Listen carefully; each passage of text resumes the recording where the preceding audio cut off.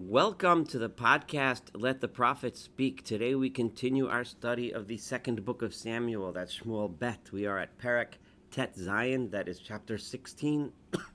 We have just read in the previous chapter how David and his supporters have ran as refugees from Jerusalem as Avshalom came and took over Jerusalem and took over the palace. And now Avshalom is trying to establish himself as king, and David is running off into the wilderness. Presumably David's plan at this time, we don't know what it is or if he even has one, but he's going to run off to a place where he can be safe, regroup, and then decide what his next step is going to be. Today we are going to read of events that occurred to David and his entourage as they ran through the desert. In the next chapter, in 17, we're going to read what Avshalom was doing as he was trying to establish himself as king in Jerusalem. So, David, in verse 1, David ovar me'at meharosh, and David had passed a little bit over the top of the mountain, so now he is no longer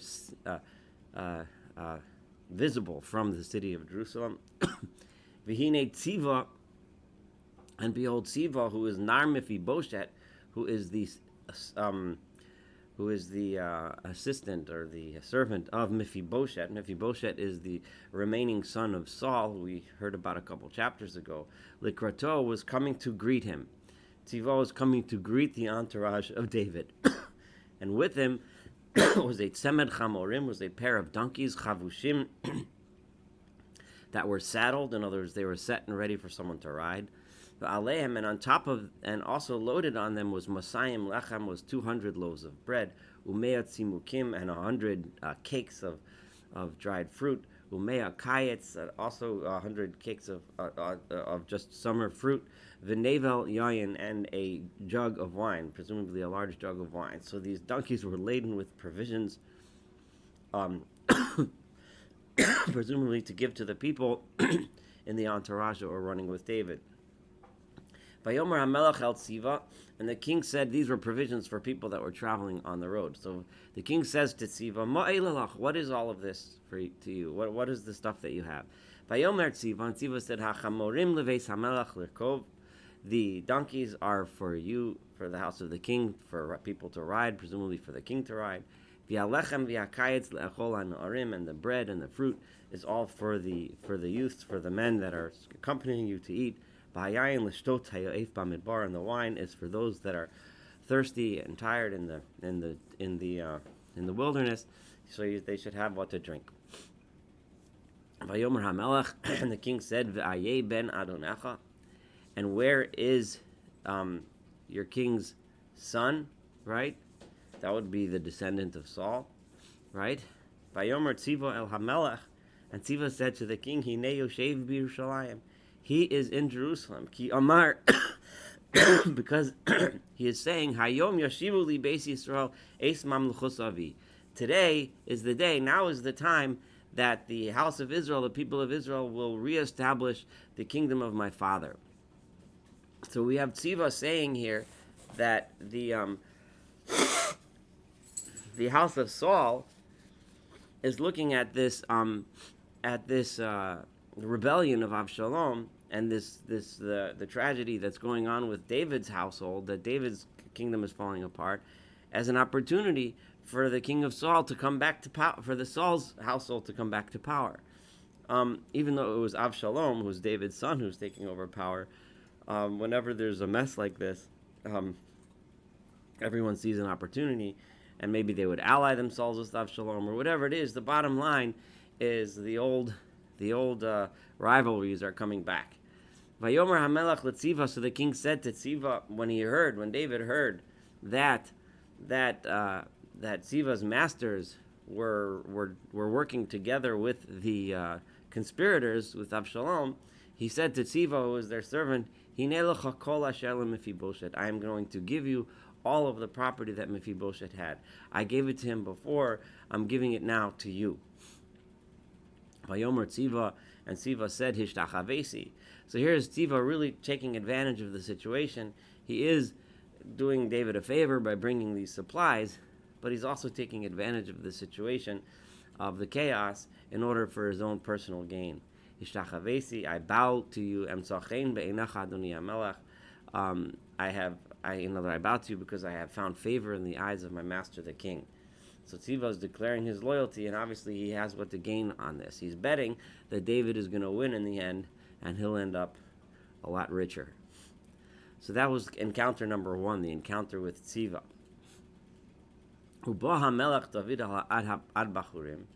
And when the king was coming to the place of Bachurim, which is a place we've heard before, during the fights between David and Saul, and David and Ishbosheth, Saul's son, when there were 2 kings during those days, the young men had a fight with each other, and the place was Bachurim. From there, a person came who was from the family of Saul. Ushmo Shim'i ben Gera, and his name was Shim'i ben Gera. Shim'i, we also read, is an ancestor of the famous Mordechai of the Purim story. Here, Shim'i is not being portrayed as a very wonderful character, as we're about to see, but he was from the tribe of Benjamin, which was the tribe from which Saul gathered most of his support, and obviously that was his tribe. So Yotze Yatzom Mekalel. So his name was Shimi ben Gera, and he was coming from there, passing by them, and he was cursing them. He was screaming curses towards David and his entourage. Vayisakel bo avonim et David, and he was throwing rocks at David. V'yaskol avdei Amelach David, and he was throwing rocks at all of David's servants, and all of the men and the strong soldiers, the powerful soldiers, Mimino Mismolo, that were standing to David's right and left. So this guy is brazenly throwing rocks and cursing and screaming and yelling at them. And this is what he was saying as he was cursing him. Say, Ish Adamim, get out of here, you bloody man, you Visha Blial, and you terrible person. Calling David a murderer. Now, this murder clearly is referencing, he's blaming David for the death of Saul's family, which, as we know from the true history, is not a legitimate complaint. Saul was not killed, and his family was not killed by David, but you can see why Saul's supporters that are still around today, at this time, would blame David for it. But he's also an Ish Adamim because everyone knows that he arranged for the death of Uriah. So he was hitting David where it really hurt. David knew and felt guilty, and when someone wants to make fun of somebody, if you pick something that person really feels guilty about, then you really hit him hard. Hey Shiva Lecha Adonai called him Beit Shaul. May God pay you back for all of the blood of the house of Saul, Asher Malachta Tachtav, that you have taken over his kingdom. Vayitein Adonai et hamlucha biyad Avshalom anecha, and may God give the kingdom back to Avshalom your son. Well, give the kingdom to Avshalom your son. And the reason why you're in such trouble now, the reason why you're wandering as a refugee, is because you're a bloody murderer. So, as you imagine, this rage, these insults, and pelting stones and making fun and saying such bad things about David in front of his men and his supporters, some of his top fighters, was something that would upset David's men. So Vayomer Avishai, so Avishai ben Tzeruiah, the son of Tzeruiah, right? So Avishai, as we know, is from the family of Yoav, right? And Avishai has a history of reacting brazenly, of immediately wanting to avenge the king. He's involved in the murder of Avner ben Ner. He was involved in other fights before, so he's acting in his own in his usual way. He says, Lama yikalel hakelav hamet hazeh. Why should this dead dog, and this dead dog was obviously at the time a common way of calling somebody worthless, a useless piece of whatever, the way you would say it today, right? So this dead dog, why should he be here cursing us? As Adoni HaMelech, my master the king. Ebron, now let me go over Vasira to show I will remove his head. Vayomer HaMelech, and the king, so he wanted to take vengeance right away. Vayomer HaMelech, and the king said, Ma li v'lochem b'nei Tzeruya. What does this have to do with me and you, O children of Tzeruya? Ko yikalel. In other words, you guys, because Yoav, remember Yoav was was the one who killed, had also killed Avner ben Ner, who they're also constantly warlike, constantly quick to anger, quick to lose their temper. Why, you guys, the things you do, you have to think about their consequences. You have to think through everything that you're doing. You can't just get mad at someone and then go cut off his head, right? That's not the way it works. Ko yikalel ki Adonai amar lo kalel et David. Think about it. He's cursing because God says to curse David. Those curses, he's just a guy. He's just a person. But in truth, we're being humiliated, and David is clearly that the guilt that he has, that he's laden with, the guilt because of what he did, he's thinking to himself, I can be cursed because I deserve to be cursed. Maybe I am a murderer, and I should take it to heart, right? But the truth, mi omar madua asisa came, right? Who would know why you did like this? Why he's acting this way? Why he's doing this? In other words, we have to look at it at a much more broad level, right? I'm getting cursed because I deserve it, and we'll see in a minute. But it's more important than that. If it would have been the right move to kill Shimei, David might have said okay after thinking about it. But after thinking about it, David continued to say further. In verse 11, Vayomer David al Avishai vel kol avadav, David said to Avishai and all of his servants, Hinei b'ni asher yatsa mime'ai mevakesh et nafshi. Look at the situation that we're in. My own son who came out from my own body, he is trying to kill me. V'af ki ato ben hayimini, right? And how much more does this Benjaminite, someone who comes from the family of Saul, want to kill me? And all he's doing is he's not coming to kill me. He's not attacking me. He's just cursing me, right? If my own son is trying to kill me, this guy is better than my own son because he's just cursing me. He's not trying to kill me. How much more so would I expect him to come at me with a sword? In which case, of course, I would tell you to kill him. Hanichalo vikalel. Leave him alone. Let him curse. Ki amar lo Adonai, because he's doing it because that's what God wants. In other words, David is telling them, I have much bigger fish to fry. I don't need to start a fight now. I don't need to start another feud now. Kill him and bring more enemies from the Benjaminites and make more enemies and fan the flames. I have my son after me. We need to ignore this, move on, figure out how to regroup, figure out how to get support in order to gain back the kingdom. So David is saying, after you think about it, the smart move to make, the right move to make, is to leave him alone and let him curse. And that's where hot-headedness and desire for vengeance could lead to something much worse, as it had done with Avner ben Ner. Had they allowed him to make peace, which he was trying to do, there may have been some sort of a peace between Saul and David. But because they were hot-headed, because the Tzeruya family were hot-headed, that opportunity was lost. Maybe if God will see my punishment, he'll see my suffering, and he will and he will repay me with good because of this curses. In other words, with the fact that I'm suffering this, God will treat me well. David is, so many times we see this, and one can look at this in a spiritual way and say, well, because God will see that I'm suffering, he will therefore do good to me. And on the surface, that's what he's saying.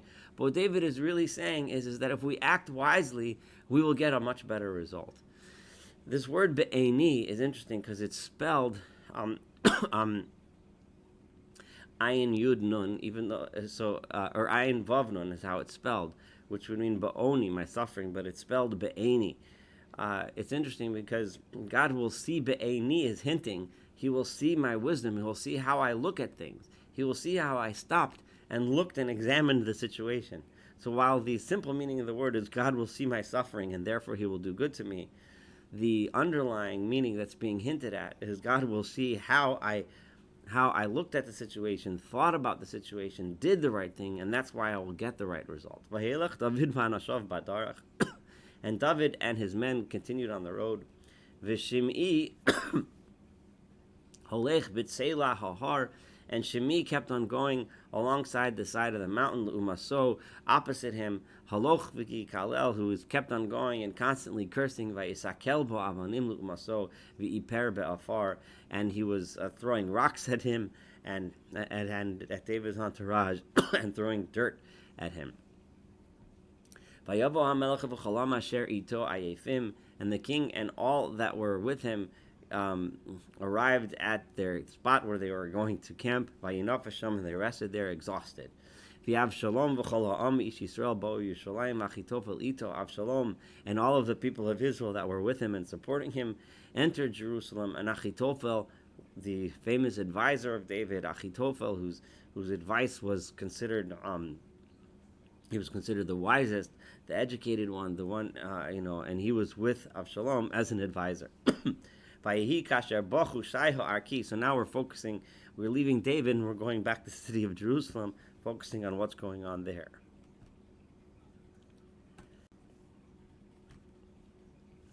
When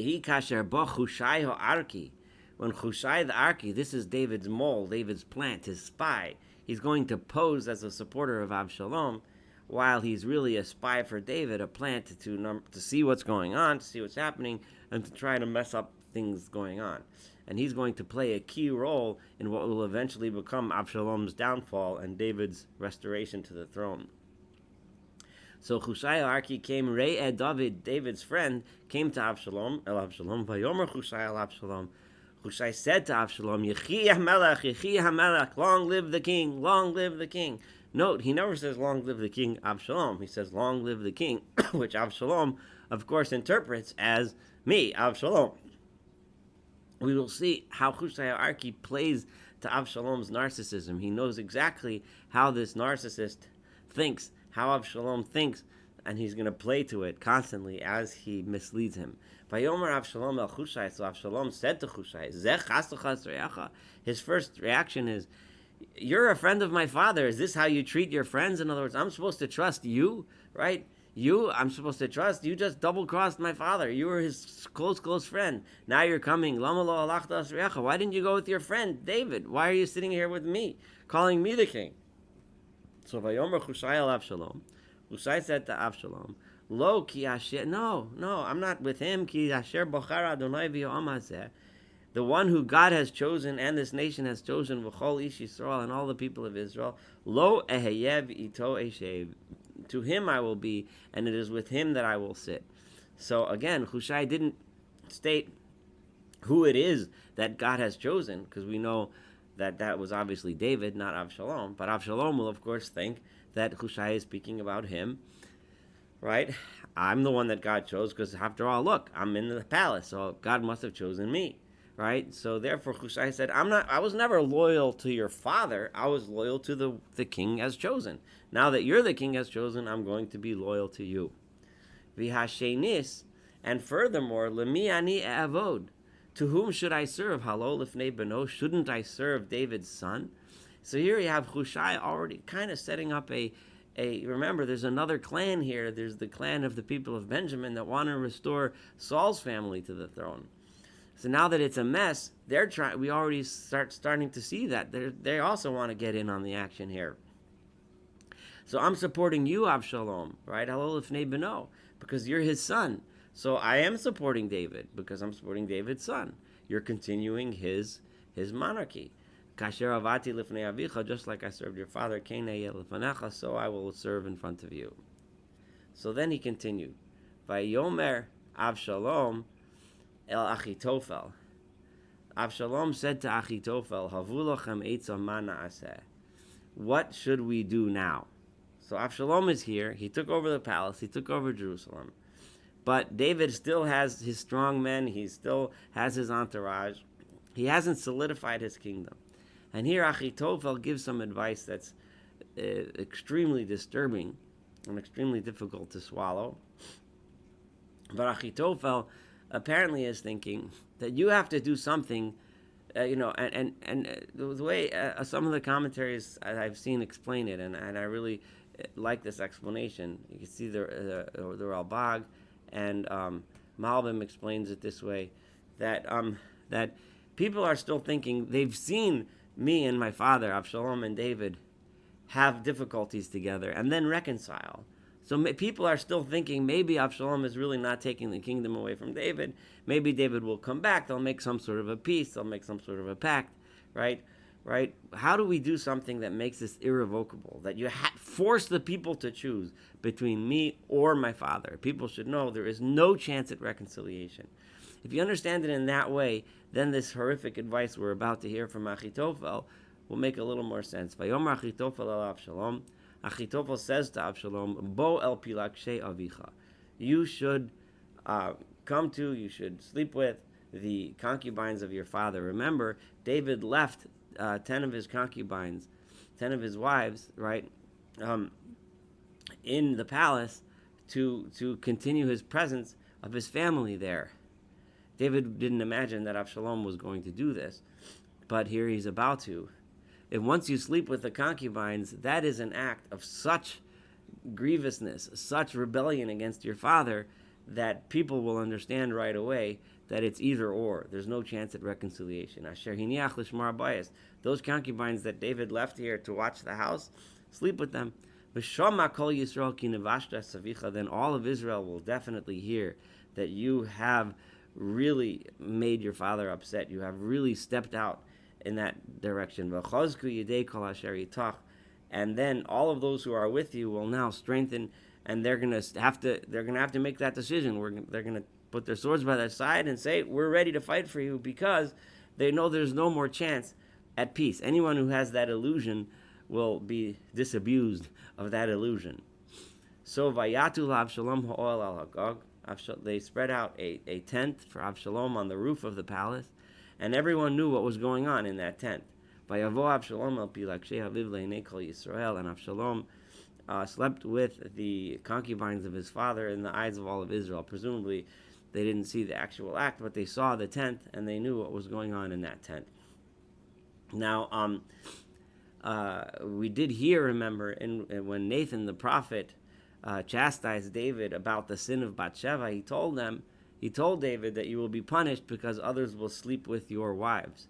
And here is the fulfillment of that prophecy and the punishment of David. Va'atzat Achitofel asher yo'atz bayamim ha'hem. And here this verse is really telling us like this is just awful. I mean, certainly by today's standards, but by any standards, even in the standards of those times, this is very hard to swallow and hard to get our grips with, and hard to absorb. So, and it says that, like, how could all of this happen? Partly it's because we're about to read in verse 23, the advice of Achitofel asher yo'atz bayamim ha'hem is ka'asher yishal ish b'dvar Elohim, was considered so respected. His advice was so respected, it was as good as asking God himself. If you had an answer from Achitofel, people thought, wow, that Achitofel's answer, his advice, Kain kol atzas Achitofel, gam leDavid gam Avshalom. Any advice Achitofel would give was, whether it was David asking the advice before this rebellion or Avshalom asking the advice now during the rebellion, right? People respected Achitofel's advice as if it came from God himself. This reminds us of many instances in history where we have advisors to the king that take on the spiritual role, that people follow their advice blindly, despite the fact that their advice may be very distant from good advice. But people think that these advisors, for some reason, they gain this mystique, and people just believe them because they think they have some sort of a handle on the supernatural. But anyone that thinks that they're as good as God is problematic, to say the least. So this concludes chapter 16. We will continue in chapter 17 in our next podcast, discussing the Avshalom's next moves as he continues to try to solidify his kingdom and overthrow his father. Thank you so much for studying this chapter together. Looking forward to studying future chapters and, of course, the rest of this beautiful, beautiful book of Shmuel together.